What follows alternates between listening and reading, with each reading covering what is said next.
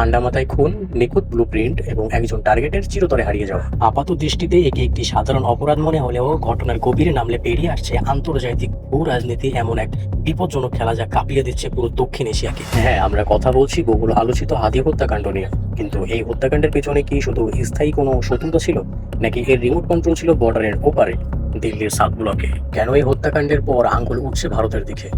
Times of পিপলের আজকের এই বিশেষ বিশ্লেষণ ভিডিওতে আমরা এই বিষয়টা ক্লিয়ার করব। প্রথমেই জানা দরকার কে এই হাদি আর কেন তাকে সরিয়ে দেওয়াটা জরুরি হয়ে পড়েছিল।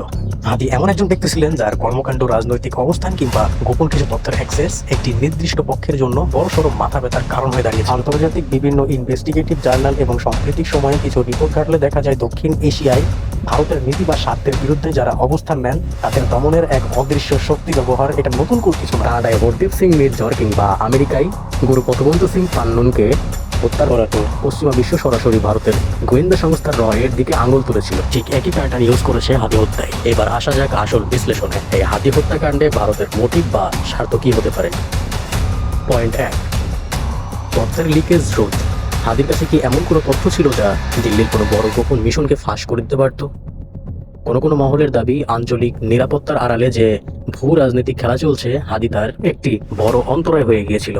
পয়েন্ট 2, প্রক্সি নেটওয়ার্কের ব্যবহার। সাধারণত এই ধরনের হাই প্রোফাইল হত্যাকাণ্ডে বিদেশি কোনো সংস্থা সরাসরি নামে না, তারা ব্যবহার করে স্থানীয় কোনো প্রক্সি ক্রাইম সিন্ডিকেটকে। হাদি হত্যাকাণ্ডে শুটার ফয়সাল ছিল সেই সিন্ডিকেটের একজন সদস্য। যদিও দিল্লির পক্ষ থেকে এই ধরনের সমস্ত অভিযোগকে সবসময় ভিত্তিহীন এবং অপপ্রচার বলে উড়িয়ে দেওয়া হয়েছে, কিন্তু প্রশ্ন হলো, ধোঁয়া যখন উঠেছে তখন আগুন কি কোথাও জ্বলছে না?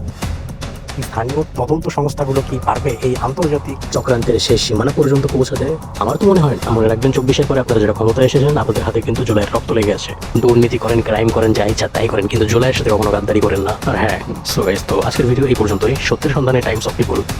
তোমরা যদি চাও তাহলে আমি ভিডিওটার পার্ট 2 বের করতে পারি, আর পার্ট 2-তে সম্পূর্ণ ক্লিয়ারলি একটা ইনভেস্টিগেশন তুলে ধরবো তোমাদের মাঝে। তো চ্যানেলটি সাবস্ক্রাইব করে সাথে থাকুন।